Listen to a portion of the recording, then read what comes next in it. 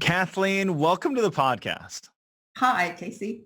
Hey, I'm so excited to have you here. This couldn't be more timely. I've experienced working with so many widows myself that it is a real struggle, I think, for financial advisors to figure out how to work through that environment, how to work through that difficult time. And we also just lost my father-in-law. So my mother-in-law lost her husband here recently, and lost my wife's dad, as well in that, as well as the other sisters losing their dad. And that's been a pretty difficult time for everyone in our family. And so there's a lot of questions that I have that I am really looking forward to asking you. And we just recently had one of our clients that's worked with us for a long time, just this past week, passed away. And so this isn't something that never happens. This is something that always happens. And I'm glad that you're speaking to it. You're right. And with the aging baby boomer generation, that's another reason why we're one of the fastest growing demographic groups in the country today. Well, we've got families that we have been working with since I was a kid, and my dad was an advisor. We've got families that we've been working with since the late 90s. And so they're getting to that stage where we're starting to see one of the two of them pass away. And it's a difficult time. And I'm just looking forward to hearing what your experience was like. And I think other people will be able to relate to that and help them understand. And also those that haven't experienced yet that loss, how to prepare for that and how to best prepare for that moving forward. And that was what your book was called, Moving Forward on Your Own. And I really, most of the books that I read, as I have a new podcast guest join us, are pretty darn thick and difficult reads. Sometimes it takes me a few days to get through them. This was not that. I think I made it through this in about an hour. And and it was also one of those that I actually ended up with probably more notes after getting through this easy to read book than I have in some of the more difficult, thickest books that I've read. So I just want to know, and I want to hear it from you. Usually I would go back and tell your story on the front end and your background, but I've heard you talk about it. I've heard you tell your story and why you wrote the book. So I want to open up the floor for you to just share your experience and what led you down this path to write this guidebook or manual, if you will. Sure. Thanks. I had worked with widowed clients in my practice and thought I did a pretty good job with it. But after I became a widow myself and experienced that crushing grief, and indeed felt like a bag lady for just a little bit, till I ran my numbers again and talked with my own advisor and realized that, no, I was going to be okay, at least financially, maybe not so much on the others. But I realized, oh my gosh, if I was feeling this fear, and I've got this background, I'm a reasonably smart woman, I got a PhD, I'm a certified financial planner, good with numbers. And if I was feeling this terror, what about my widowed sisters? And I decided I really needed to help them, to write a book. And there's another backstory on how the book came into being. And because I know the background of probably many of the people who were listening to this, I think they would be comfortable with this. My husband was a very spiritual man. He was a Lutheran pastor. And he was diagnosed with cancer in December of 2006. Less than 2 months later, he died in my arms. 2 days right before Valentine's Day in February 2007. But during that 2-month period, we had even more profound conversations than we'd had before. And we were about a month into that 2-month, we knew he had a short time to live, that the cancer was incurable. And he said, it's time for me to go. I've accomplished everything that I was to do in this lifetime. And he was just 72 years old. And he's saying that to me. I've accomplished everything I was supposed to do in this lifetime.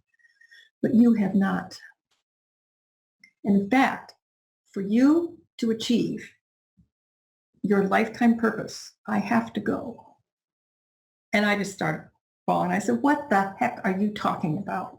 What do you mean, my purpose? What's that supposed to be? And he said, I don't know what it's supposed to be, but you'll figure it out. So after he died, um, I continued to talk with Tom, which I still have conversations with him periodically up here. And I was on the swing outside overlooking this beautiful Lake Tony behind our house. And he came to me. And you'd have to know Tom. He was a very, very funny guy. And he starts out, he's saying, I got it. I got the job. And I said, oh, okay. What do you mean you got the job? He says, I got the job. I'm your chief guardian angel. And I said, oh, that's wonderful. I said, but there's more. He said, I'm the guardian angel. I'm on this team. This team was formed. And it came together the day that I was diagnosed in December. And the chair of this team, and he knew that I was familiar and working on teams and committees. And he said, so the chair of this committee, this team is God. And there are other teachers and guides and mentors on this team. Some of them you know already. Some of them you don't. But we've been given the responsibility. We've got 1 year to work with you from the time I was diagnosed until a year. So it would be like December of 2007. And at the end of that year, you will have figured out what your purpose is to be. Okay. And that was it. And I kid you not, by the time December rolled around, I knew that I was to help empower widows financially, and I was to write a book. Didn't have a clue how I was going to write that book, how it was going to get published, how it was going to get out, anything, but and I started working on that book. So I started working on the book the end of 2007. It began coming together in 2008 and 9, and then there were some things when I lined up deciding how to publish it, self-publish it, or independently publish it, or find a publisher. That took some time. We could do a whole session just on that, but we won't. And it was finally out in 2010. So it was my late husband's guidance. Yep. And there would be times that I would sit down at the keyboard and write, and I'd say, okay, where are we going today? And it would just be like, when I used to be a runner, and when I would run, I would get this rush, this flow. I would call it being in the flow, and it would just feel like I was in the flow, and I would start writing. Yeah, I like to call that your flow state, right? Yeah. And that's what you would get into. And I wonder, as I was listening to you talk about this, and then kind of revisiting one of the things you talked about in your book, you recommended that widows write their story down and talk about what they've been through, how they're feeling. And I wonder, did that come out of this experience you had as you're telling your own story? What was that therapy like for you? What did that help you accomplish? And I would say that writing that book was one of, and then beginning to work with widows, to speak to widows groups, that facilitated my own healing probably more than anything else. It's helping others. Mm-hmm. And writing. There's a term, bibliotherapy, I believe is the name of the term, that writing does help. And it's for me, like a lot of the stuff I talk about the computer, I would actually start at my meditation chair in the morning, longhand writing. And there's actually some research that the kinesthetic movements and that connection, the way it works with our brain is very, very positive. So and that's why people have said, oh, are you going to make this into an ebook? No, because I want them to write in the book. And there's all kinds of places for them to physically get a pen out and write, to tell their stories or to do activities and exercises. I can only imagine how healing that must be to go through that process. And, also as I was reading this, I was thinking, this can't just be for widows. I know you yourself, you experienced this as a woman and you speak largely to women, but most, if not all of this applies to men who have also lost their wife, correct? Yes. A difference might be the way, like the interior design, there's a lot of color, there's a lot of original art that was specifically to appeal to women, although I've had guys who've looked at it and said, fine. There is one picture in there, I forgot what page it's on, but it's talking about not being a purse for others. And of course, we'd have to change that to be don't be a sugar daddy, something like that. But I've had guys who have used the book who said it's great. Believe it or not, I've had women who have been through a divorce, and they talk about feeling some of Sure. the same pain, the loss of a spouse. It's a different kind of a loss of a spouse. Yeah. But Well, that's another question I was going to ask. Does this apply to divorcees as well, and the loss that they experience? yeah, And it would seem so. I think there are similarities in the stages that they go through. I've been asked to write a book specifically for divorce, and I've said, that's somebody else's book. This is Right. my book. And I've also been asked, well, when are you going to update the book? The book was written as an evergreen book. So the topics that were appropriate Sure. years ago, they're still appropriate. Yeah, we're not talking about tax law or Medicare or things like that. You really, There was when I wrote the book, actually, we were in the throes of this depression, this Great Recession, yeah. and I talked about the falling stock market. Well, then a couple of years later, I did kind of update it, and I said the fluctuating stock market, because since then we've had times we've Sure. It was no longer falling. no, no. So it's Yeah, never, and I wonder as well, do you ever yourself, it's been quite a while since you've lost Tom, but do you ever find yourself going back and revisiting anything in the guidebook yourself? Is there anything that you spent a lot of time on or that you found to be most impactful in your life?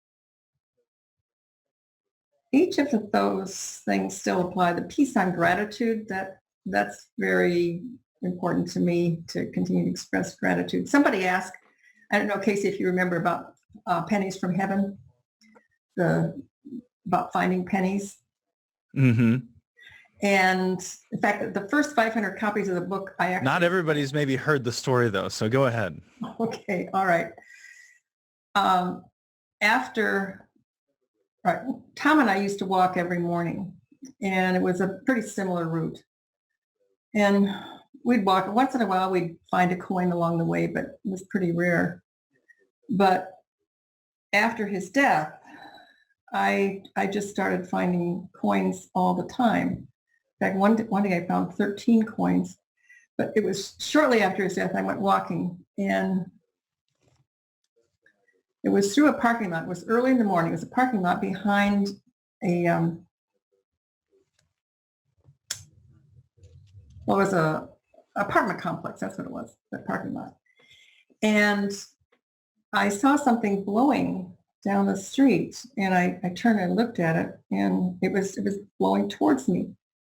And I leaned down and I picked it up, and it was a $100 bill. And I could hear Tom's voice saying, nuts with these pennies. We're going big time. And I turned it over, and there was the words, "In God we trust." And it just felt such a personal message. No, I took that $100 bill to the bank and had them verify it really was a $100 bill. But I will never spend that $100 bill. And I kid you not, right shortly before the book came out, I found another $100 bill. So I have both of those $100 bills in my safe, and they'll never, ever be spent. But for a while, I mean, all these pennies and coins that I was collecting. So the first 500 copies of the book, I actually pasted a real penny down in there. But then I decided, oh, I can't do that with all the books. But somebody asked me the other day, are you still finding those pennies, Kathleen? And as I've moved further past that point, it's now more than 12 years since Tom died. Yeah. I don't find pennies as often as I used to. It was just like, whoa, something's wrong if I don't find a few pennies every day. But I find them less often. And my conversations used to be every day with Tom, and now they're small. And in fact, with the conversations, it was about a year after his death, and he came to me and said that he was not going to be around as much now because he had other work that he needed to do. If I ever really needed him, I could call out for him, but he wouldn't be stopping by every day. Mm-hmm.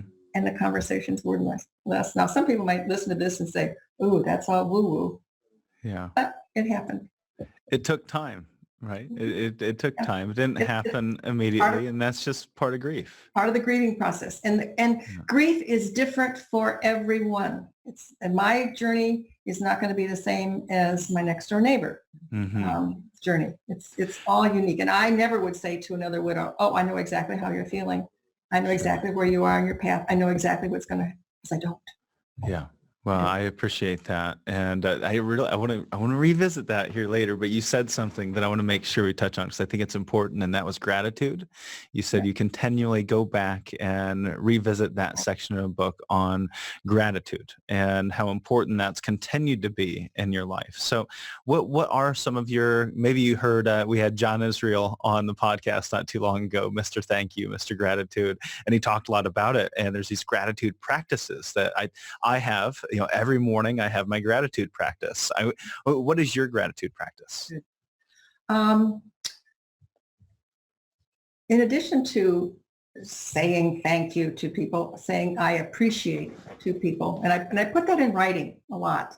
It's not just in an email. It might be in a little card, but in activities. So I'm involved with several organizations where I'm doing volunteer work to say I appreciate your mission and I believe in what you're doing. And so I'm going to help you there. I also do it with my checkbook. I am a generous donor. I set up a foundation. It's really within a community foundation. That's where it sits. It's the Moving Forward on Your Own Family Foundation. And I put proceeds from the sale of my book and my speaking in that. And we've made over, golly, I think it's about 50 grants so far. We give it to organizations that support widows and widows' children. They have to be a 501c3. So like, it's not just money to some widow comes and says, oh, I need some money. No, it has to be to another 503 nonprofit. Mm-hmm. And I funded that with, I think right now there's still $120,000 in it. So I've got a lot more money to give. There's a new research project that's coming up that I want to help to sponsor. So I give with my money. Mm-hmm. And I think, like, for me, gratitude is so important. It's like the more you give, the more that you get back. It just works that way. Mm-hmm. And that's been just part of your gratitude practices, continuing to give. I think that can be so powerful, just giving, but also being able to see the impact that you're making along the way. And maybe that helped you kind of find your identity after you lost a piece of it after Tom passed away. And maybe I phrased that incorrectly, and feel free to correct me if you want. I just remember getting into your book and you were talking about this loss of identity. And I thought about it as people step into retirement. They step away from a career they've had for 40 years. There's this loss of identity. And I guess I don't know that I ever really applied that to the loss of a spouse too. Oh, it's like, who am I? Now, Tom was a very strong, outgoing, vibrant guy. And I had my own career and I was successful in that. But, well, for example, when we would go to church, we would go to church and hi, hello, and everything. After Tom was gone, I continued to go to that church for a while, but people came up and said, oh, I miss Tom's baritone voice. It was so strong. Or, oh, I look over in the pew where you guys used to sit and he's not there. Or, oh, Tom was so wonderful in the building and grounds committee. And it was just like, what about me? What about me? And I needed to step back from that church for a while because I was just reminded of who I was not. I was not Mrs. Tom Rehl. Mm-hmm. Mm-hmm.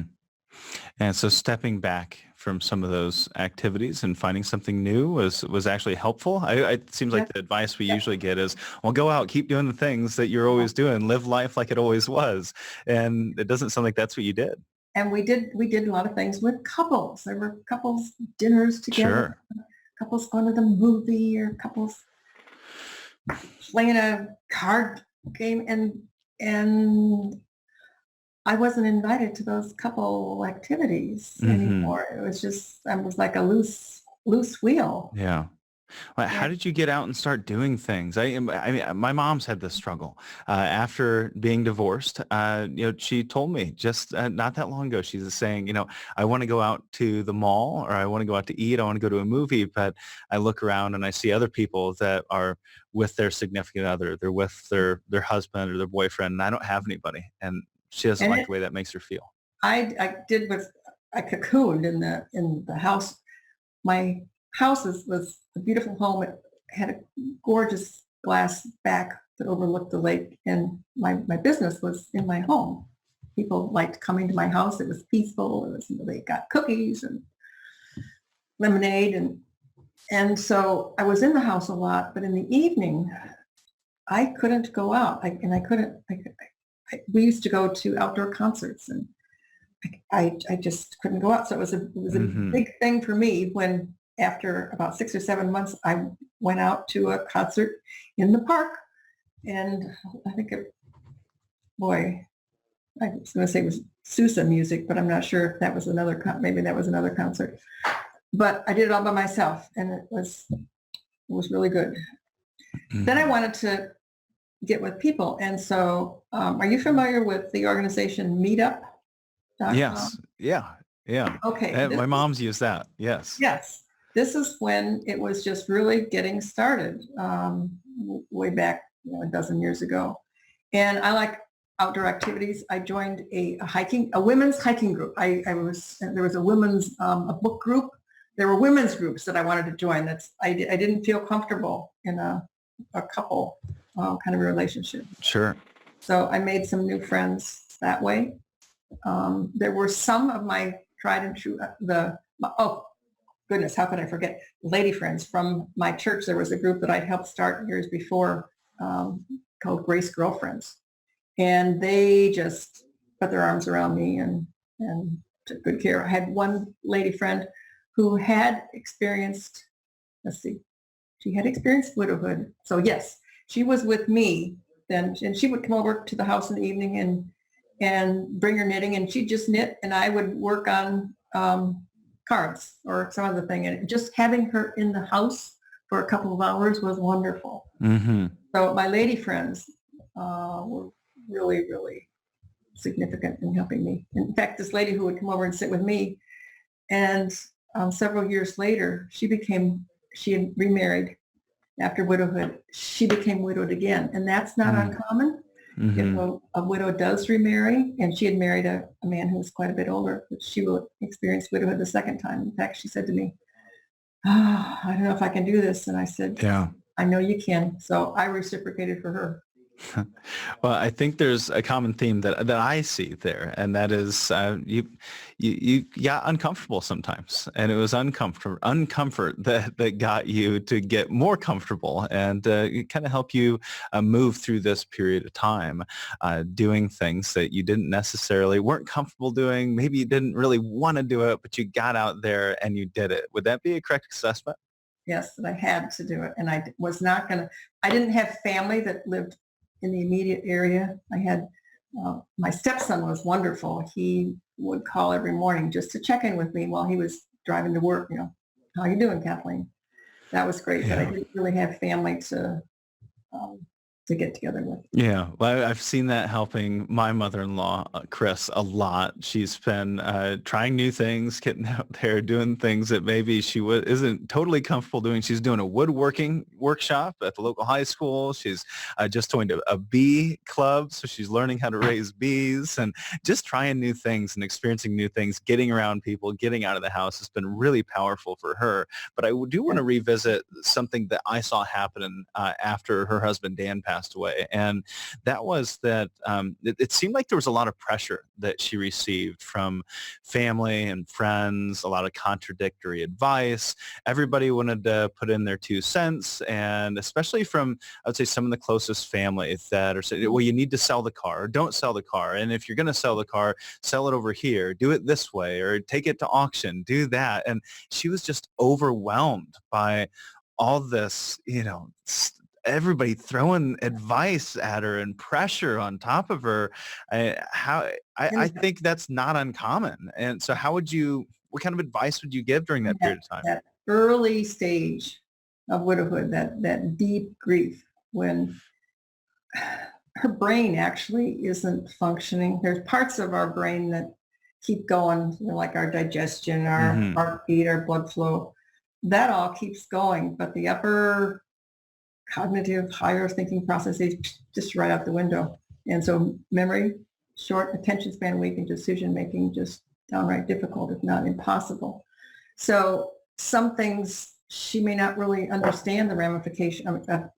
If she makes decisions that are too early, they may not be right, and especially if they're irrevocable decisions, like moving to get out of the house because the house is just so empty, and I walk in the living room and I know that he's never going to be there watching TV anymore, and I just want to leave.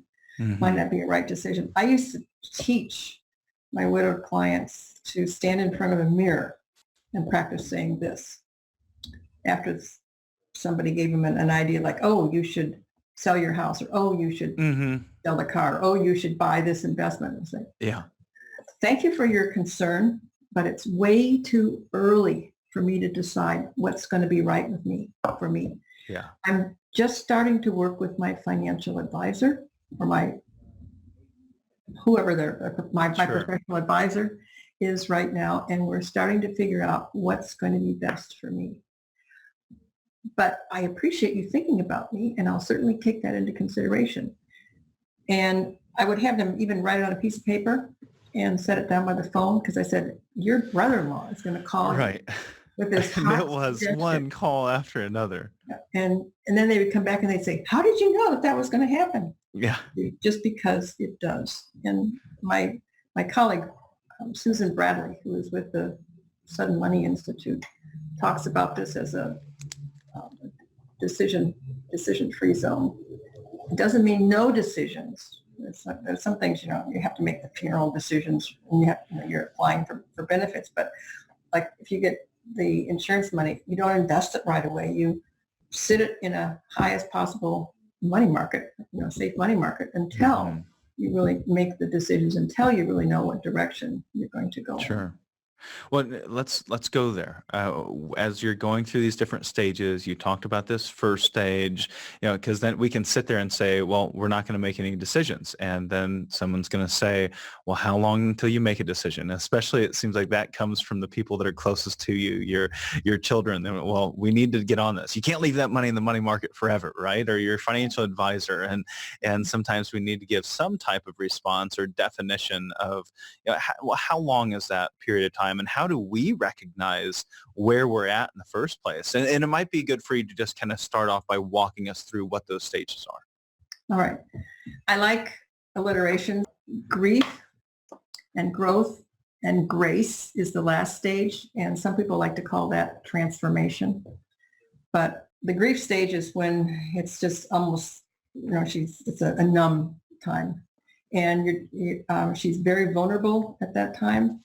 And it's not just like with financial vulnerabilities; it can be physical vulnerabilities. There's the immune system can be compromised, so she may get sick more often. I had a couple of my widowed clients who, after their husbands died, within several months, they developed cancer themselves. It was like Right. they were caring for their Hmm. spouses, but once they were gone, they developed this. You're going to check the cash flow to make sure that the bills are being paid, that you have a general idea of where stuff is, but you're not moving it around at that point. Right. The Hmm. next stage, growth. Oh, and by the way, there's in the book, there's about 8 pages of financial steps for recent widows, and she'll be starting some of those things and moving into more of those in growth. And that little financial steps is also free on my website if somebody wants it. I feel like the book is really aimed largely at that grief stage. Yes, it is. Yeah, it's definitely at that. But that 8 pages of steps to do. All right. When does she move into growth? It depends on lots of factors, such as the circumstances of death. I had one client, they'd been clients for a decade, and she was at work one morning, got a phone call to get to the hospital right away. Her husband had dropped dead on the tennis court playing doubles. He was retired already. Totally unexpected, not anticipated. He's dead. 2 months later, another widowed client of mine, she and her husband were in their 80s, and he had dementia. She was his full-time caregiver. They always said he was living on borrowed time. He died quietly in his sleep one night. Now, even though she was older than the other client who was in her 60s, she passed from grief to growth in about 7 months, because she'd actually done part of her grieving before the death of her husband. Or with the other gal, it was an absolute surprise. That first gal who was in her 60s, it took her almost a year before she self-identified, because I talked to her about the stages of grief. She said, "I think I'm thinking more straight now, and I'm ready to deal with more things." In that growth stage, all those steps for new widows will have been completed. She'll be looking at investments, because some of the investments that were appropriate for her and her spouse as a couple are not going to be what really fits her lifestyle as a single person. She'll look at pre-retirement or post-retirement decisions, depending on what her age is, housing decisions, whether she'll stay or go or downsize or what with that.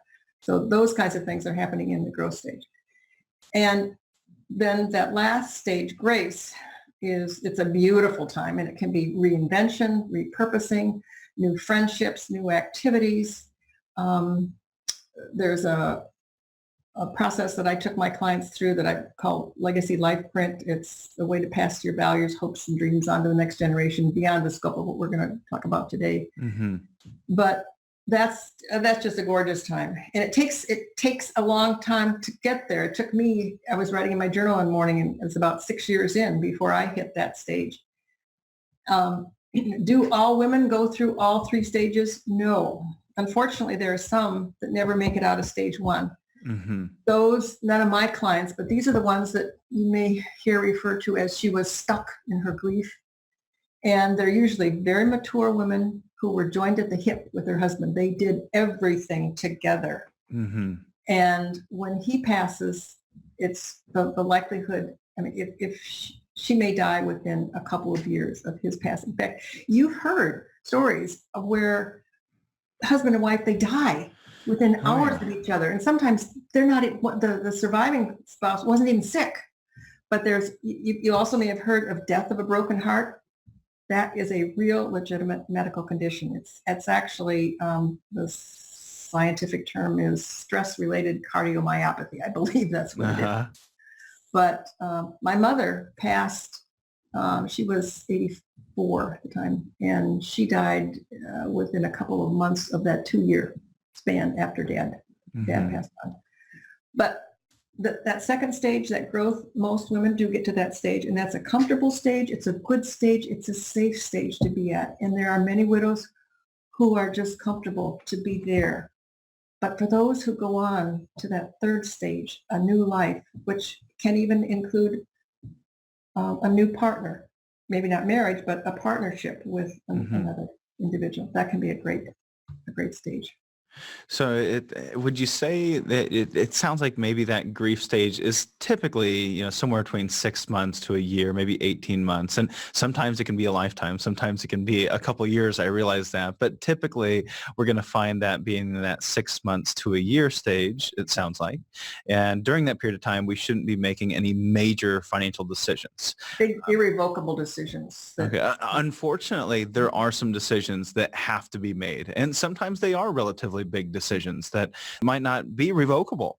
And for the most part, we shouldn't have those types of decisions. And if we can push them off, if we can wait until we get to that growth stage, I understand that. But during that period of time, quite often you're getting hounded. Right? You've got everybody coming at you and say, well, you need to do this, you need to do that. And then there's your financial advisor that is calling you, and maybe you feel pressure that you need to go in, you need to make decisions, you need to work with that advisor through things. And I think you just had some great insights into some of the, not just the financial challenges that widows faced, but how that relationship should look as they're working with their financial advisor after this difficult period of time. And there were some red flags. So go ahead. That I would suggest, like in the early stage, yes, you may just take an 8.5 by 11-inch sheet of paper, fold it in thirds, and write now, soon, and later. And some very, very pressing kinds of things could go in the now category. Just a couple of Sure. things. And like with one of the examples that I use when I speak about this, it was a now kind of a thing was to postpone the trip to Germany. She and her husband were going to go on an anniversary trip to contact the tour agency and to postpone that trip. A soon activity was to locate. We knew where 3 of the life insurance policies were, but she was Right. sure that there was another one, and was to locate that policy, and also to file for death benefits Mm-hmm. through his employer.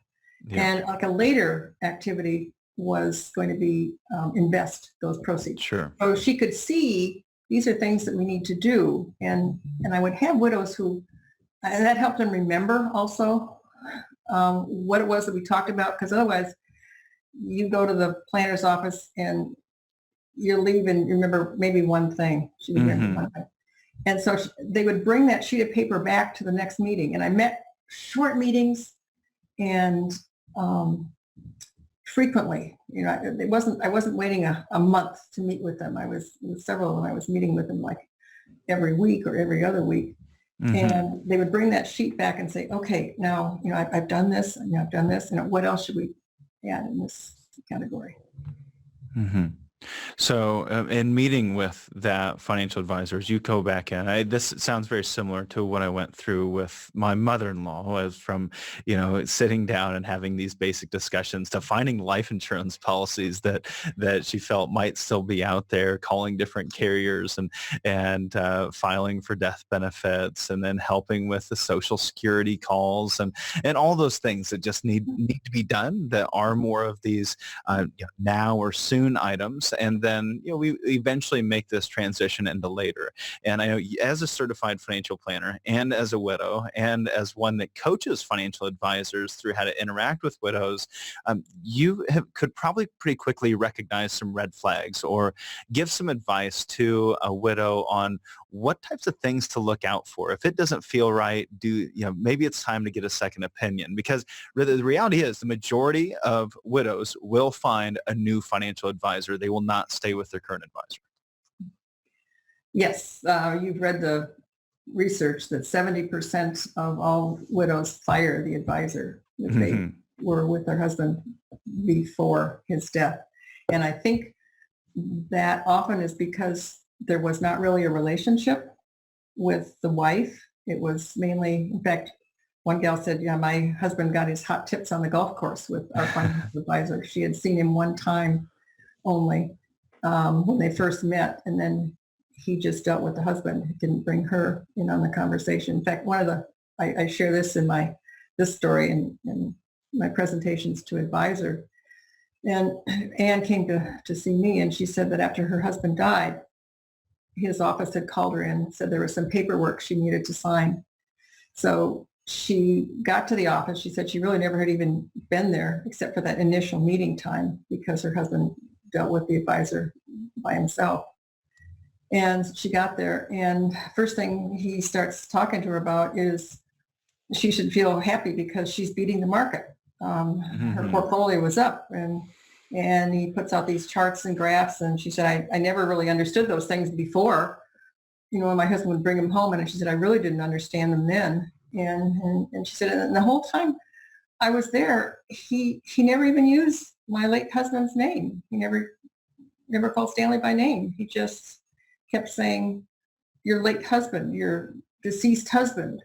And I started to cry. And she said, he really didn't know what to do with me then. And he said, there, don't worry your pretty little head. We're going to take care of everything for you.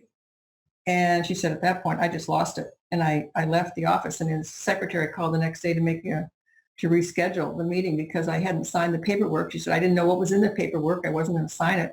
But I told her I was busy, and that's why I talked to my good friend, and she said, you've been so helpful after her husband died. So I just want to know, am I going to be okay, Kathleen? Can I still live in my house? Can I still help my daughter with her college education? Mm-hmm. Am I going to have to go back to work?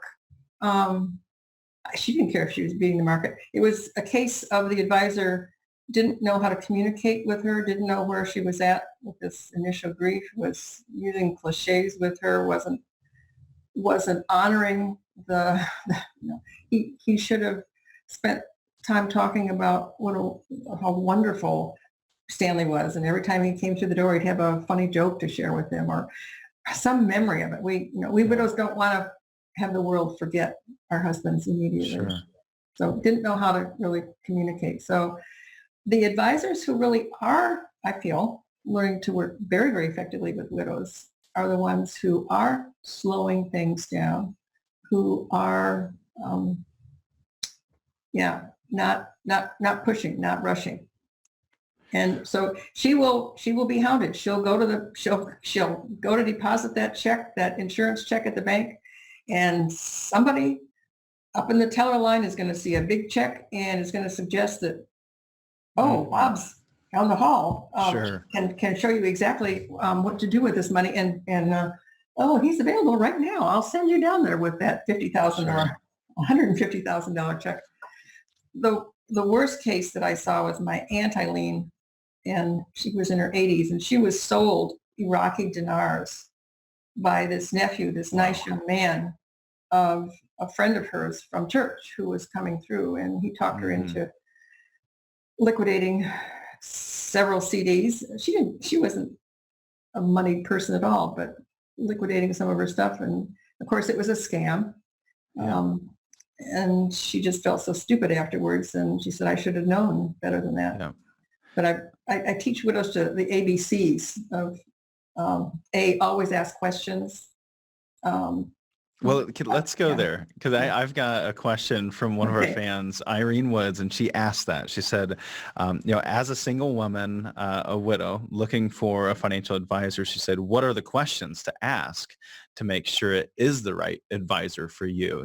Specifically as a widow. I mean, we can get out there online and Google, what we should be asking a financial advisor, other fiduciaries, et cetera. But what should a single woman be looking for in a financial advisor? What kind of questions should they be asking? All right. When the advisor is presenting like an investment or where she should put her money, I'd like to do that first, like the ABCs. So always ask questions. Why are you recommending this investment for me? What are my alternatives? What are the fees and expenses involved in it? B, buyer beware.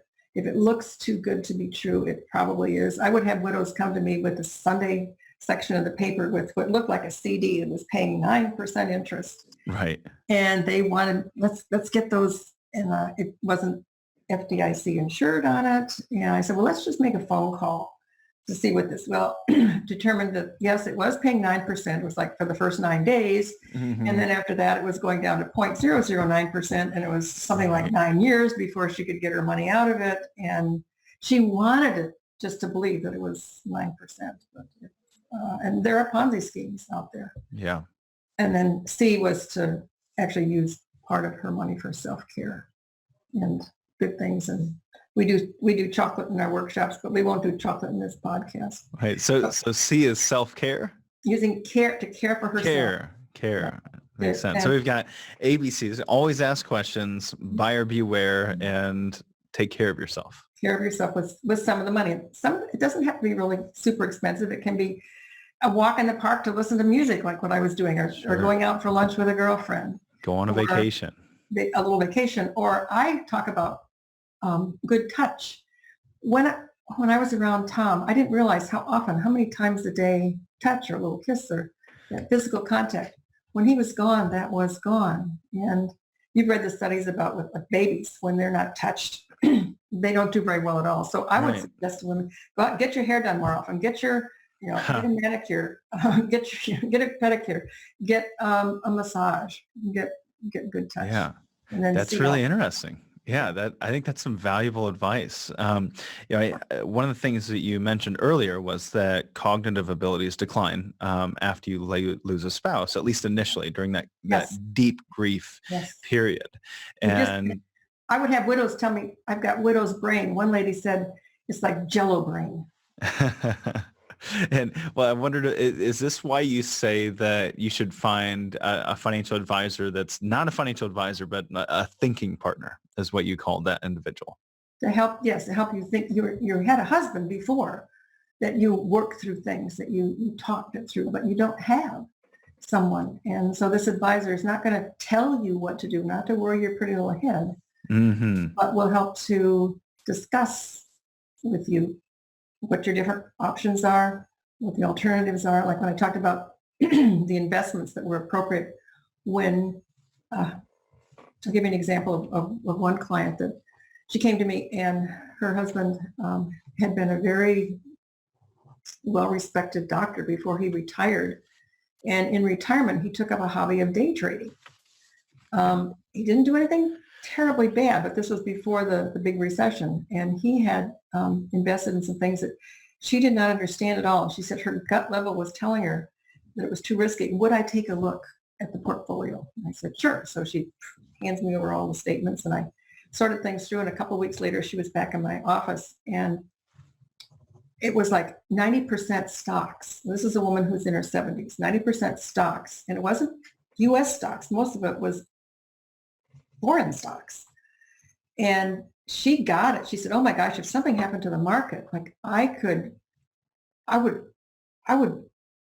it'd be devastating, Kathleen. We have to change this. So we created the new, using one jargon term, investment policy statement, Mm-hmm. decide what would be best, where she should move it. She wanted secure streams of income. She wanted safety, security. She wanted to protect what she had. She still wanted some for growth. So we had it all worked out.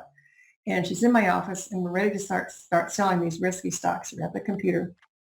And I start the first sale, and she says, stop. I can't do this. I can't do it. And I said, well, what's going on, Jenny? She said, it's just like I'm slapping Jim in the face and saying everything you did for us is wrong, and I'm willy-nilly going to change this. Yeah. It was like he was reaching out from the grave and controlling her.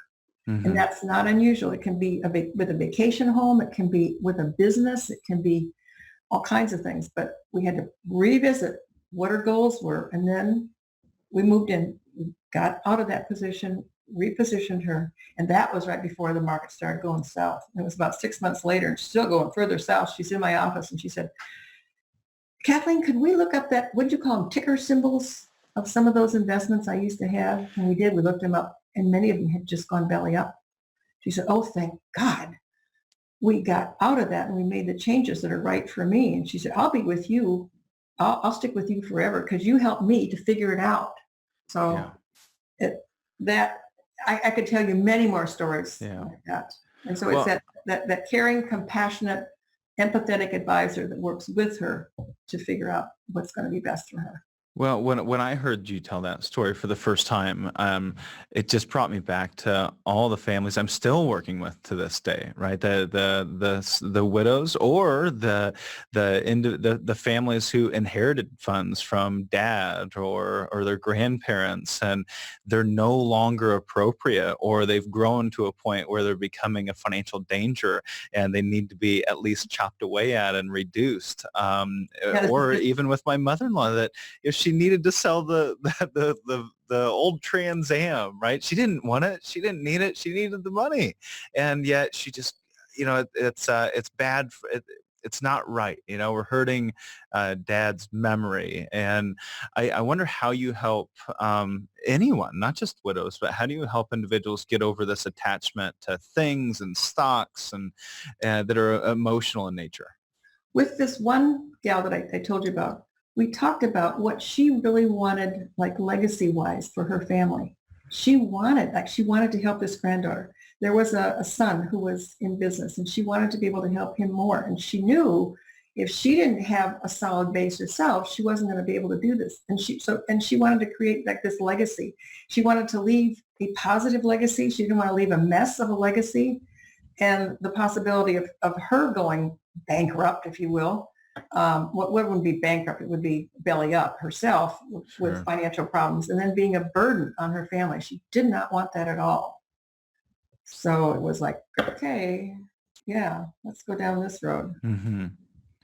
So it was really about asking the right questions, finding that thinking partner that can ask the right questions to figure out, well, why do you feel you still need the Trans Am? What's the ultimate goal with you in retirement? What if this doesn't work out? Just asking the right questions seems like the best role of an advisor.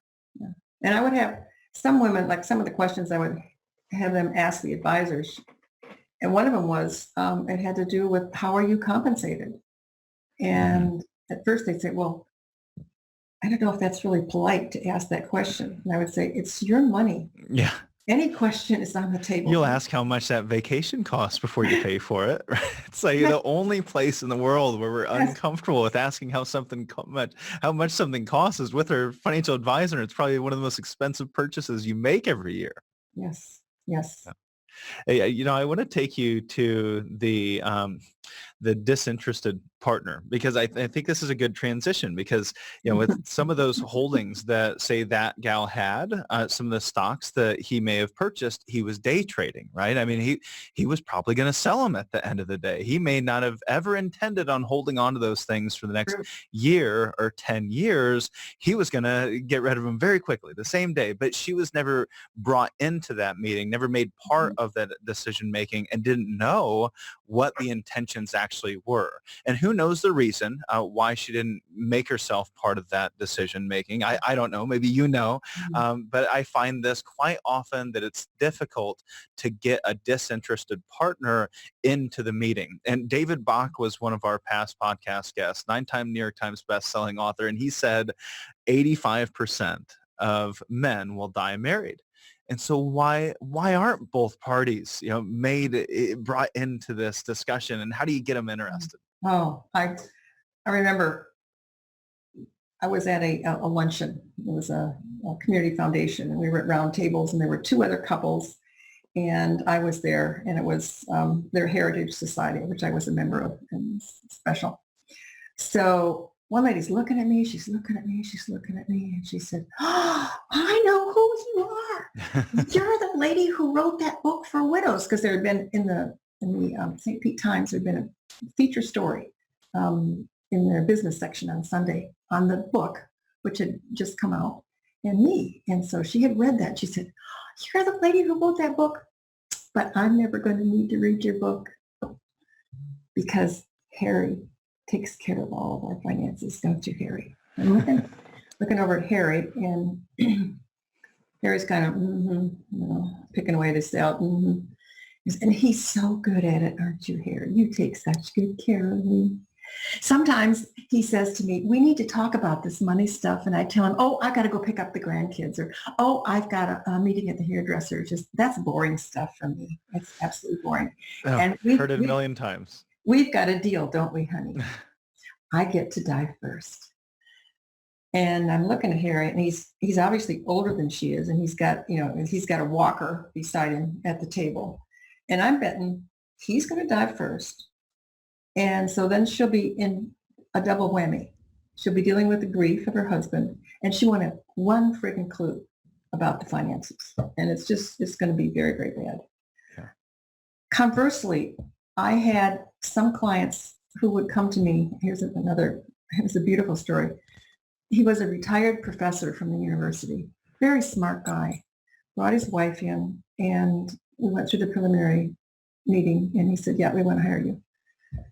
And he told me, "The biggest reason that I want to work with you is so that my wife gets on board with this money stuff." He said, "I can't talk with her. She is totally disinterested, and Hmm. maybe you can get through to her." And I worked with them for about a decade. And what happened was he began going downhill and developed Alzheimer's, and then was institutionalized. But by that time, she had picked up the reins, and she knew, and she said to me, "Kathleen, I feel very confident in all this because I learned about Hmm.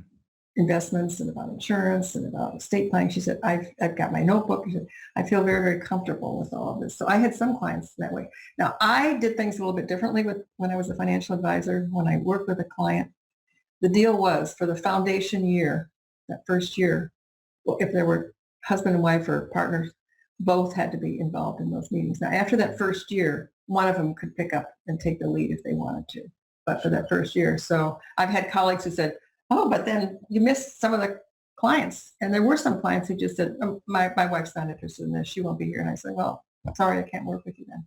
Yeah. And the research that we did, you probably saw on my website, there's a research tab, and it talks about the peer-reviewed referee articles that have been published, there's a lot more to be done. But in that research, many of the widows said that they were much less interested. They wish they had taken more of an interest in finances before their husband died. Sure. Well, I think that's absolutely true. You had mentioned at one point, I heard you tell a story about somebody that used to sit on the ground during your meetings. And I said, well, that's a creative way to do it, right? If I want to get my wife involved, to say, okay, I'm going to sit over here. And I think he was playing with the cat, right? Yes, and then you would work with other spouse. I've talked about the husband taking the lead. It's not always that way. And in fact, for a period of time, because my husband was a Lutheran clergy, and clergy have some real different kind of financial advising things, like there's ways that they can take their 403b retirement money totally out tax-free. And so I would work with clergy couples, and it was usually the wife who was on top of the finances more than the husband. She would almost sometimes be dragging him literally into my office for that preliminary meeting. And he was like, oh, the Lord's going to provide. Everything's just going to be great. And she'd say, the Lord has provided us with Kathleen, who is a great financial advisor. We are going to work with her. And so it was. I think that was my favorite story. I've told all the advisors in our office about that, because how many times do we hear that? Yeah. And the guy with that, literally, they were a mixed match couple. He was super tall, and she was wasn't even 4'11", I don't think. And she had everything, all the numbers, all the booklets, all the stuff. He was a day laborer kind of a thing. It was like, oh yeah. And they had remarried later in life. And he said, I'm not interested in this stuff at all. She said, you girls just have a good time. And he'd go sit down, and he loved Panther, my cat. And first thing he'd come in, where's Panther? Panther! And he'd get down and he'd just pet the cat. Sometimes he'd fall asleep there. I had another couple, they drove quite a ways. And this was one where the wife also was more on top of it. And her husband would be there for about the first 10 minutes or so.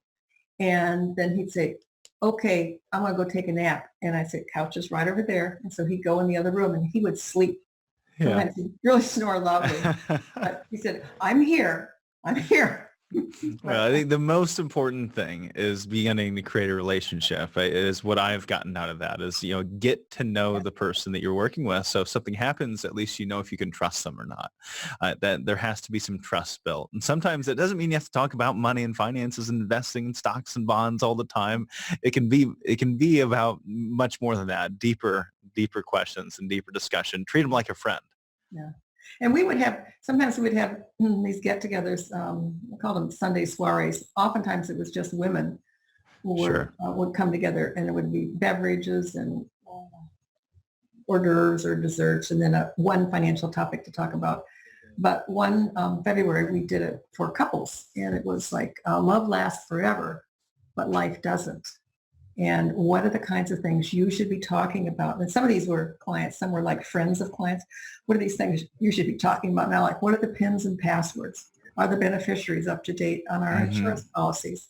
Is the executor still alive, who we named in our will or our trust? All those kinds of things, just to get conversation going. And that was another piece that came out in the research, things that they wish they had talked about beforehand that they didn't. Yes. Yeah. And I think that's sometimes the position we find ourselves in as financial planners, is almost marital counseling. We're getting to know each one individually, making sure everything is out on the table so that we can start making some good decisions as a family. And sometimes we have to figure out how to make create that balance between those desires and goals. You talk about marriage counseling. I've had many couples who say, this isn't financial planning, is it? It's marital counseling. Well, as a marital unit, there's gonna It's going to have to be that way to a certain degree. We don't have a whole lot of time left, but there's two things that I want to make sure we get to, because I think one, before we get to the second one, the first one was something that you said that your mother did, I believe, and that was writing a legacy letter, and you wrote a legacy letter as well. This just seemed that I'd never heard it called the legacy letter. I've heard things done similarly to this, but it sounded like it was something that really helped you. Could you just give us an overview of what that is and the impact it's made in your life from you writing it and from just having that from your mom? Yes. And this letter that she did write to the family, I still take it out and I read it about once a year or so. I can guarantee you I do not reread her will at all, the legal will. It's a process that I took Mom through, and there is a free booklet on my website in the tools section on Legacy Life Print, and so you can get a kind of a flavor for it there. There's different sections. It's like growing up as a child. These are things that were really important to me. Fun experiences, just things like that. You put them together. And you just, they're boxes. You just check. And when you get done, then what I did with my clients, they would, if they wanted to do this process, they would check those boxes, then they would give them back to me, and I would weave them together in a story. Then they could edit it and add things they wanted to include that they hadn't thought about before. And they could, then I would polish it off and give it back to them. Some of my clients, they were happy just with the booklet, just checking the box and saying, okay, this is good enough. Sure. But it's things that were important to, and in Mom's letter, there's one thing that she said near the beginning, and she said, we were a little worried about you for a while there, Kathleen, but you turned out okay. Uh-huh. But Mom's sense of humor was definitely in that. And I've written my own. It's actually time for me, because a major life event, I remarried last year, and congratulations. Tell Charlie I said the same. Yeah, Charlie had been widowed for 17 years, and I was widowed for 12 years, and we were together for 8 years. Most people thought we were married already, and I had always said, I'm not going to get married again. I'm not going to get married again. I don't need to. But then there were some things that changed, and I thought that would be nice. And I'm enjoying married life. But anyway, it's time. It's been about 3 years since I updated that letter. I'm in the process. This past year, I've updated lots of it. Like I've updated my trust. I've updated my will. There are lots of things that on the legal. This is an unrelated document. It's not a will. It's not a trust. Yes, it's some of my clients, when they created them, they were so happy. They were so pleased. They wanted to share them with the family before they died. So one gal, my grandfather would do that. She gathered them around. Like it was after Thanksgiving, they were around the table, people were having their pumpkin pie and coffee. And she said, I want to share something with you that I wrote. And so she read it to the family, and they thought it was wonderful. In fact, one of her daughters asked, Mom, can you get one of those booklets that you use? Because I want to write it now. There's some things that I want to write for my daughter, granddaughter. So she wanted to share hers ahead of time.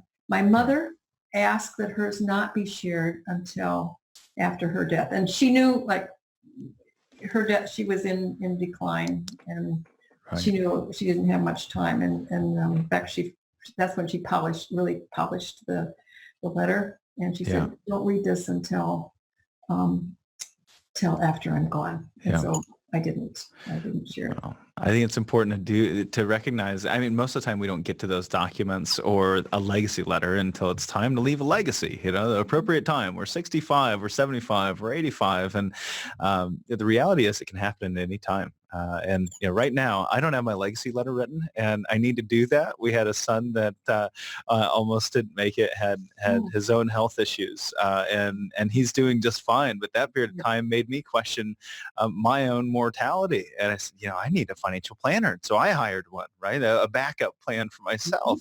And now I need to write this letter. So I'm going to get onto that after this interview.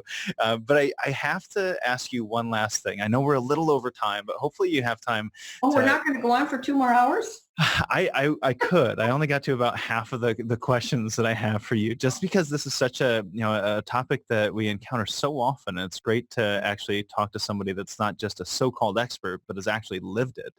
And but this to me, this is something that you talked about in one of your past interviews that, I think it's something that's important for everyone to understand and know. And that is the things that are said to you after you lose a loved one, after not just you lose a spouse, but after you lose a loved one, the words that people say, because it's such an uncomfortable time. And I've been talking to my advisors about this, after listening to you talk. And I just want you to talk about the thing that I'm guilty of saying, which is, I'm sorry for your loss. How often I've said I'm sorry for your loss. I'm guilty now of that, and I feel guilty for saying it because I didn't know anything else to say. And you had some wonderful points here. It's very common. People say it because they don't know what else to say, and it's a filler. It's just like, I'm so sorry for your loss. If you think about that, if you say to me, Kathleen, I'm so sorry for your loss, you're talking about your own sorrowfulness, that you feel bad. And I had so many people that said that to me. I got to the point where I wanted to say, not half as sorry as I am. It's just, it's better off to talk about a memory of that person. Oh my gosh, look around this church. All the plants and the trees that he was on, that he planted they're just going to be there forever. Or the beautiful things that were spoken about Frank at the service. My goodness. Or if you didn't know him before, you can say something like, unfortunately, I never met Frank before. How would you like others to remember him? All the cliches like, well, at least you had 19 good years together. No, I wanted 25 years. I wanted 30 years. No, at least you have your children. That's not the same as my husband. Well, at least he didn't suffer long. How is that supposed to help me? So He's in a better place. He's in a better place right now. And that, you don't know what the beliefs are of the person. And or just sending a card, and you buy a frilly Hallmark card that has all kinds of poetry written in and sign it. You said Love God needs her. another angel. Yes, that's what I heard. And maybe it was because Tom was a pastor and they felt that would help to comfort me. But no. Yeah. No. So drop the cliches and just talk about a nice memory. Oh, I really appreciate that. That is so relieving for me to finally feel like I know, a direction to head and what to say. And you can even say, I'm at a loss. I don't know what to say to you. Sure. This is so painful. I mean, you can admit. Yeah. Well, I appreciate that, and we could continue this conversation, but I know you have to go, and I've got to go, and maybe we'll reconvene at another time and continue this conversation. I really appreciate your time, but I want you to leave me with this because, in my eyes, you've retired a couple times. Selling your financial advisory practice, going on this kind of road show, and now you're getting ready to retire again. And so I just want to know, what's Kathleen's definition of retirement? Yeah. Talking about retirement, I suppose you technically could say I retired from being a farm girl and a student, and then I went on. I was a public school teacher, and I retired from that. Then I became a college professor, did that till I got tenure, retired from that. Then I segued into the nonprofit sector. I did that for 12 years, cut my teeth on a lot of this financial stuff, retired from that, got my CFP, opened up my financial planning business, did that for 17 years, retired from that. Then I started the Encore career that I've done for 7 years, and that's been speaking and teaching and writing and doing research on widows and money. And now that phase is winding down as I start my 74th year on January 10th, 2020. I am going into retirement. Ooh, I like that. Tell me more. What's retirement? We could do a whole session on it. It's a process that I've taken myself through. Part of it comes from coaches, part of it comes from literature, but I have worked out, it's like 5 facets. I have to look because I haven't got it memorized yet. There's family, fun, play, focus, purpose, friends, and fitness. And there are things underneath that. And I wrote, this is a short, I'm not going to read the other poem, but I'm going to read this poem because it goes with it, transitioning to retirement. After Tom's death, I was a grieving spouse, only surviving. As a widow, hardworking and trying. Now a wise woman, a wife moving forward and embracing next joyful chapter with Charlie. Loving this phase, yes, I'm refiring. And looking at what I really, really want for this next chapter of my life. And it's an exciting time. And I've already segueing into that. Somebody said, oh, you're going to miss doing all this public speaking. And I've said, no, because I've got these other wonderful things that I'm doing. Mm-hmm. Getting fired up about retirement. I like it. So, well, thank you so much, Kathleen. And I look forward to catching up again soon. This was fun. Thanks a lot.